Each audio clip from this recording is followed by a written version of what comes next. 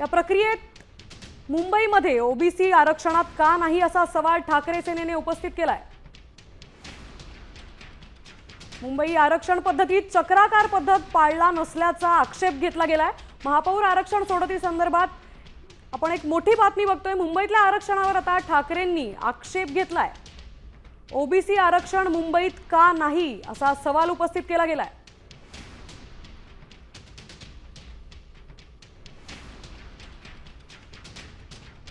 तर लातूरचं महापौर पद एससी साठी राखीव झालंय। लातूर जालन्यामध्ये महापौर पद एससी साठी राखीव झालंय।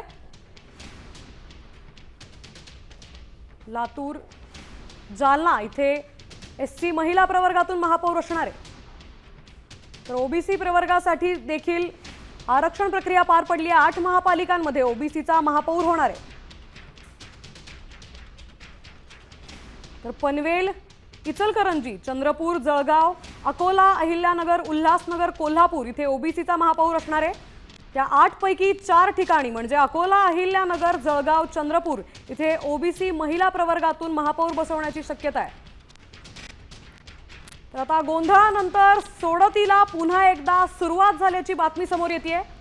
काहीसा गोंधळ या प्रक्रियेत निर्माण झाला होता। ठाकरे सेनेने मुंबईत ओबीसीचा आरक्षण का नाही या संदर्भात आक्षेप घेतला होता।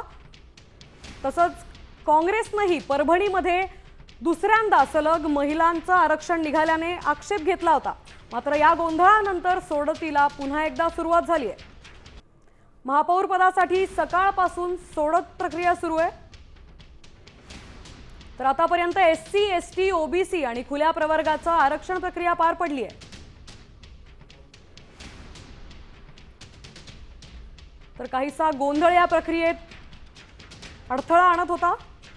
ठाकरे सेनेने मुंबईत ओबीसीचा महापौर का नाही, का आरक्षण नाही असा सवाल उपस्थित केला होता। तसंच परभणीमध्ये सलग दुसऱ्यांदा